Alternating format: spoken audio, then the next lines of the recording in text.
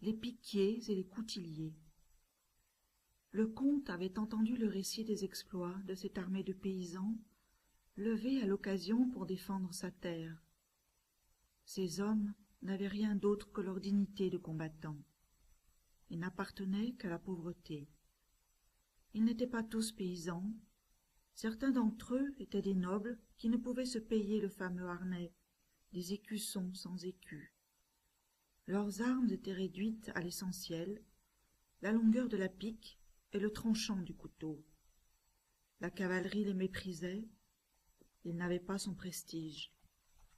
Pourtant le comte avait prédit leur redoutable efficacité au combat. Seule la nécessité l'avait écouté. En désespoir de cause, face au péril des Anglais, les Français avaient décidé d'utiliser les parias de l'armée. Sans terre, ces hommes n'avaient plus rien à perdre, aussi ils devinrent dangereux. Le comte avait laissé son armure pour se battre à leur côté en tant que dizainier. Pour devenir un hérisson humain, il ne suffisait pas d'être un hérisson. Il fallait d'abord être humain. C'était cela qu'ils avaient pu admirer dès le commencement chez le comte. Par la suite, ils découvrirent sa maîtrise des armes. Ils ne savaient pas que ce dernier lisait.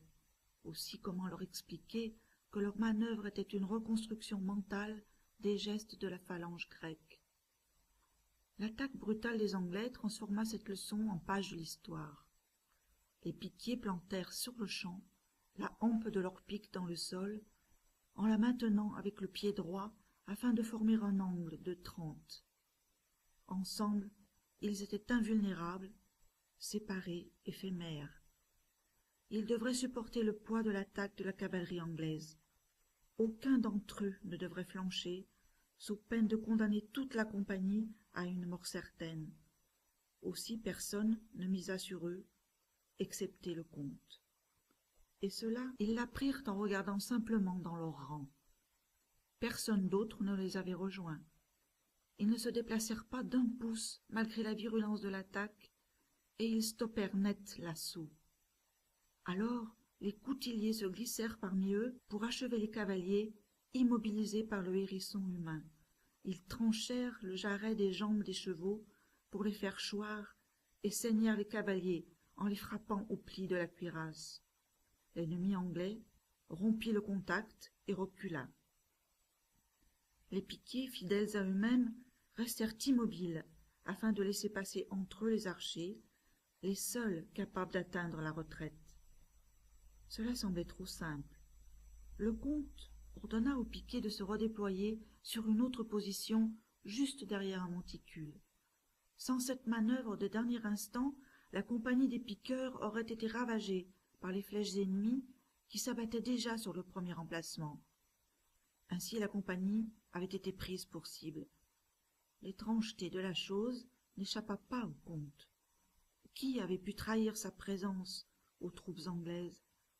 Aucun homme de son rang n'aurait été capable de cela. Il fallait de la couardise, ou peut-être même de la sournoiserie, pour agir de la sorte. Il y faudrait étudier cela par la suite, car pour le moment, il ne pouvait rompre les rangs sans compromettre ses hommes. Seulement, le changement de tactique devint nécessaire, car le danger était imminent. Les flèches se déplacèrent vers le monticule.